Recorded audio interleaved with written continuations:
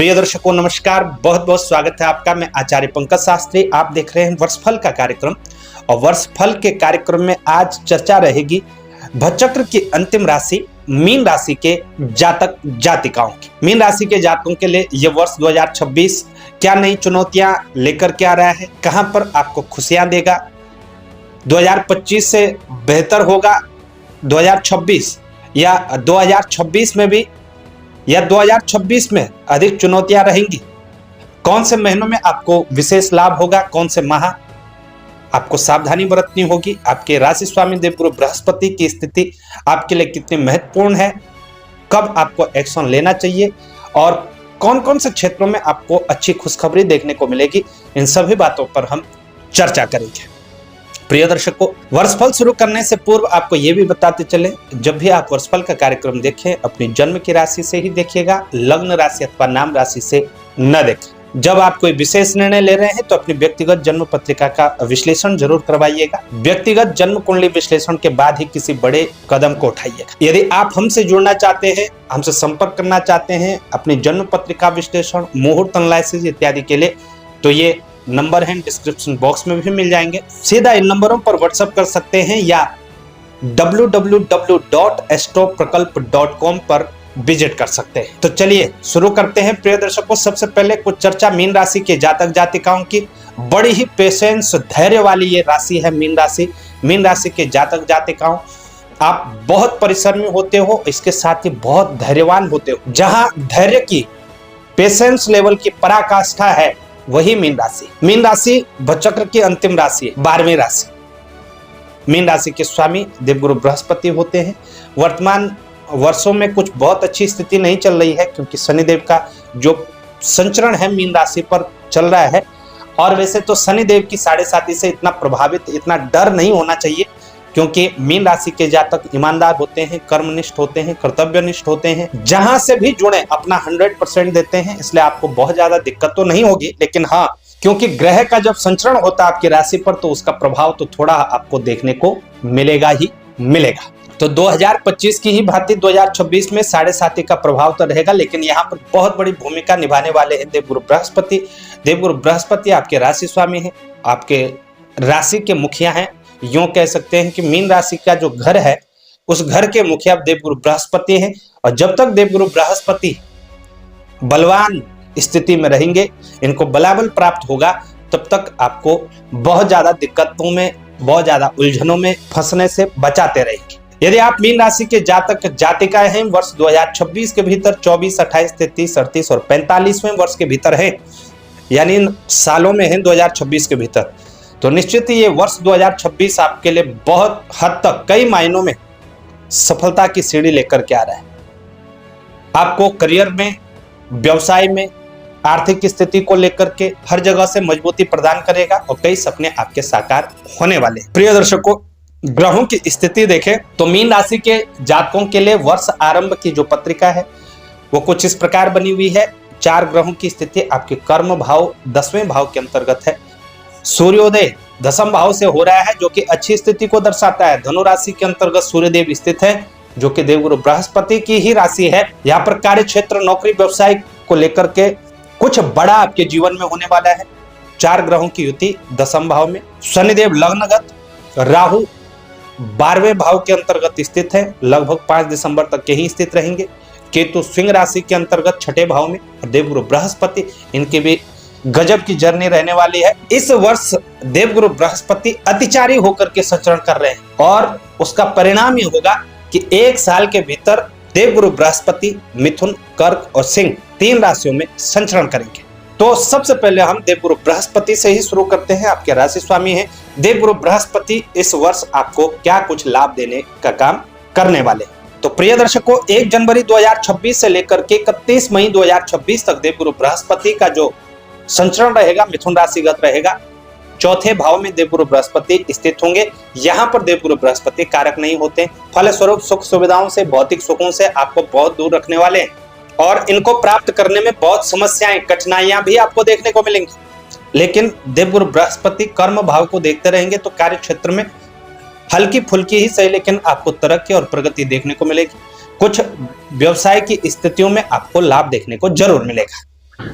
जब देवगुरु बृहस्पति चतुर्थ हाउस में स्थित होते हैं तो भूमि, भवन, प्रॉपर्टी इत्यादि का लाभ होता है, लेकिन उस सुख को आप भोग नहीं पाते। तो यदि आप इन्वेस्ट के दृष्टिकोण से कोई प्रॉपर्टी इत्यादि में निवेश करना चाहते हैं तो वो आपके लिए अच्छी स्थिति है।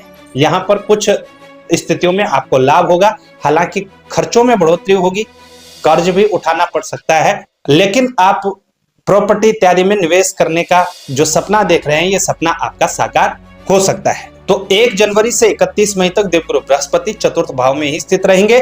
यहाँ पर स्थित देवगुरु बृहस्पति की जो दृष्टि है वो राहु पर भी है, तो यात्राओं में थकावट होगी, अनावश्यक यात्राएं देखने को मिलेंगी, व्यर्थ का विवाद हो सकता है, मानसिक रूप से परेशान रह सकते हैं। ओवर थिंकिंग करने से इस टाइम पीरियड में आपको बच करके रहना होगा। प्रिय दर्शकों, यही देवगुरु बृहस्पति जब 1 जून 2026 को राशि परिवर्तन करेंगे तो मिथुन राशि को छोड़ करके कर्क राशि में प्रवेश करेंगे और यहाँ पर देवगुरु बृहस्पति जो है असली खेल दिखाना शुरू करेंगे। ये देवगुरु बृहस्पति की उच्च राशि है, उच्च राशि का परिणाम आपको जरूर देखने को मिलेगा। पंचम भाव में आएंगे, यहाँ पर कारक भी होते हैं। पूज्य स्थिति में देवगुरु बृहस्पति निश्चित ही आपके जीवन को बदलने का काम करें। 1 जून से 31 अक्टूबर का जो समय है आपके पक्ष में होगा, विशेष रूप से शिक्षा दीक्षा से संबंधित। यदि आप स्टूडेंट हो तो कुछ बड़े परिवर्तन आपको देखने को मिल सकते हैं। पंचम भावस्थ देवगुरु बृहस्पति आपके प्रेम जीवन में भी 4 चांद लगाने का काम करेंगे और लव मैरिज के योग यहाँ बनते हुए नजर आ रहे हैं। यदि किससे प्रेम करते हैं तो एक्सेप्ट हो जाएगा। लव लाइफ यहाँ पर आपकी सुधरने वाली है। किसी भी प्रकार का कोई वाद विवाद चल रहा था वो विवाद अब दूर होगा और लव लाइफ आपकी अच्छी रहेगी, यानी प्रेम की स्थिति आपको अच्छी खासी देखने को मिलेगी। यहाँ स्थित देवगुरु बृहस्पति आपके दाम्पत्य जीवन में भी 4 चांद लगाएंगे और वो जातक जातिका मीन राशि की जो पेरेंट्स बनने का सपना देख रहे थे, पूर्ण योग बना हुआ है, संतान का योग उत्तम है, संतति की प्राप्ति आपको होकर के रहेगी यदि आप चाहते हैं। संतान पक्ष मजबूत होगा, स्टूडेंट को अच्छी सफलता देखने को मिलेगी, प्रेम जीवन आपका अच्छा रहेगा, जो आपका स्ट्रेस और तनाव है वो तनाव बहुत हद तक कम होगा। लेकिन यहाँ स्थित देवगुरु बृहस्पति की नीच दृष्टि भी रहेगी कहीं मकर राशि पर, लाभ भाव पर, तो लाभ की स्थिति में आपको सावधानी बरतनी होगी। खासकर मीन राशि के वो महानुभाव, वो जातक जातिकाएं जो शॉर्टकट तरीकों से अपनी इनकम को जनरेट करते हैं, उनको बहुत सावधानी बरतने की आवश्यकता पड़ने वाली है। 1 नवंबर को पुनः देवगुरु बृहस्पति राशि परिवर्तन कर जाएंगे और लगभग जनवरी 2027 तक के 6ठे भाव के अंतर्गत रहेंगे। यहां पर स्थित देवगुरु बृहस्पति 6ठे भाव में जब रहेंगे तो आपके कर्ज को बढ़ाने वाले होंगे, ऋण को बढ़ाने वाले होंगे, आपके शत्रु बढ़ेंगे, शत्रु बाधा से आप परेशान रह सकते हैं। क्योंकि 5 दिसंबर तक केतु और गुरु की युति भी बनेगी, तो ऐसे फालतू के किसी भी खर्च को करने से बचिएगा जो आपको बाद में तनाव दे सकता है। और यदि आप विदेश यात्रा इत्यादि करना चाहते हैं तो वहां पर भी आपको सावधानी बरतनी होगी। जो राइट प्रोसेस है उसी के तहत आपको जाना चाहिए, किसी के भी बहकावे में ना आए, आपके साथ कोई फ्रॉड हो सकता है। तो ये देवगुरु बृहस्पति की संपूर्ण वर्ष की स्थिति मीन राशि के जातकों के लिए। प्रिय दर्शकों, इसी बीच हम शनिदेव की बात करें, जो कि शनिदेव आपके लग्न में स्थित सिर में बैठे हुए शनिदेव निश्चित रूप से आपको कई प्रकार की दिक्कतें और संघर्ष देने का काम करेंगे। क्योंकि अभी 7.5 का दूसरा चरण है, तो जिसको हम संघर्ष का चरम कहते हैं उस पर अभी आपकी स्थिति है। कुछ काम करने का आपका मन नहीं करता और जहां कुछ करते भी हैं तो वहां से कुछ न कुछ दिक्कतें आपको देखने को मिलती हैं। ऐसी स्थिति के बीच नया व्यवसाय, नया व्यापार इत्यादि, बार बार जॉब परिवर्तन करना, बड़ा इन्वेस्ट करना, इन सब मामलों में सावधानी बरतनी चाहिए। जीवन साथी के साथ छोटी छोटी बातों को लेकर बड़ा विवाद हो सकता है। पार्टनरशिप में काम करते हैं तो पार्टनरशिप आपकी बिगड़ सकती है किसी बात को लेकर के, विशेष रूप से फाइनेंस इत्यादि को लेकर के दिक्कतें देखने को मिलेंगी।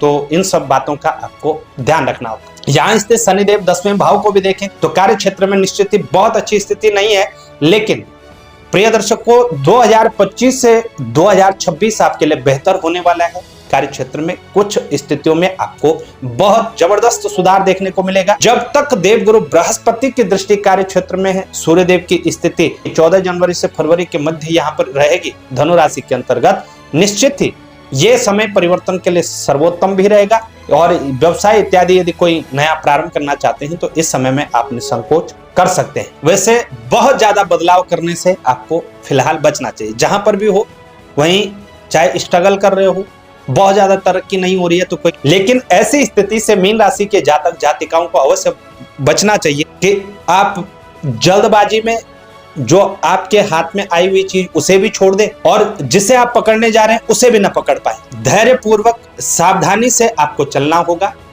विपत्तियां अब आपको ज्यादा प्रभावित नहीं कर पाएंगी क्योंकि विपत्तियों से आपको लड़ना आ गया।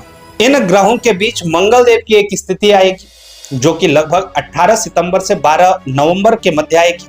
मंगल देव नीच राशि के अंतर्गत होंगे, चौथे हाउस में होंगे, तो निश्चित ही भाग्येश मंगल जब नीच राशि के अंतर्गत होंगे तो यहां पर भी आपको कुछ मामलों में सावधानी बरतनी होगी। अगर आप इनकम में कुछ परिवर्तन करना चाहते हैं वो समय होगा आपके लिए 15 जनवरी से लेकर के 23 फरवरी का। यहां पर आपकी निश्चित रूप से इनकम बढ़ने वाली है। वर्ष आरंभ में ही आपको ये परिवर्तन अवश्य कर लेना चाहिए। यहां पर यदि कोई परिवर्तन आता है तो उस परिवर्तन को सहर्ष स्वीकार करिएगा। उपाय, क्या उपाय हैं जो मीन राशि के जातकों को कुछ निजात दिला सकते हैं और कुछ मामलों में आपको रिलीफ दे सकते हैं? तो प्रिय दर्शकों, एक तो देवगुरु बृहस्पति को पकड़ लीजिए। देवगुरु बृहस्पति की यथाशक्ति आपको आराधना जरूर करनी चाहिए। हर गुरुवार को केले के पौधे पर जल चढ़ाना, हल्दी मिश्रित जल चढ़ाना आपको विशेष लाभ देने का काम करेगा। हर सोमवार को शिवलिंग पर जल चढ़ाइए। यदि जल चढ़ाते हैं तो उसमें हल्दी मिलाइए, यदि नहीं चढ़ाते तो हल्दी मिश्रित जल हर सोमवार को शिव जी पर जरूर चढ़ाइएगा। इसके साथ ही 7.5 के निमित्त छाया पात्र का दान करें। यदि आपके बगल में कोई कुष्ठ आश्रम हो, अंध आश्रम हो, अंध विद्यालय जिसे हम कहते हैं, वहां पर आप मेडिसिन इत्यादि बांटे या मेडिसिन से रिलेटेड कोई दान करें तो निश्चित ही आपको अच्छा लाभ देखने को मिलेगा। अपने माथे पर केसर का तिलक करें और जब भी आप कोई नया कार्य करने जा रहे हैं, नई नौकरी के लिए इंटरव्यू पर जा रहे हैं, बिजनेस प्रारंभ करना चाहते हैं तो अपने पास थोड़ा सा पीले कपड़े पर केसर की पोटली अपने जेब में रखें, निश्चित ही आपको लाभ होगा। तो वर्ष 2026 आपको बहुत सारी खुशियां दे, आपकी सभी मनोकामनाओं को पूर्ण करे, यही हम प्रार्थना करते हैं। कैसे आपकी जानकारी लगी हमें उसे बताएं। जानकारी अच्छी लगे शेयर जरूर करिएगा। हमारे चैनल पर नए हैं, चैनल को सब्सक्राइब करना ना भूलेगा। ज्योतिष से रिलेटेड सभी जानकारियों के लिए आप हमारे कार्यालय में संपर्क कर सकते हैं। आज के लिए इतना ही, हमें दे इजाजत, तब तक के लिए नमस्कार।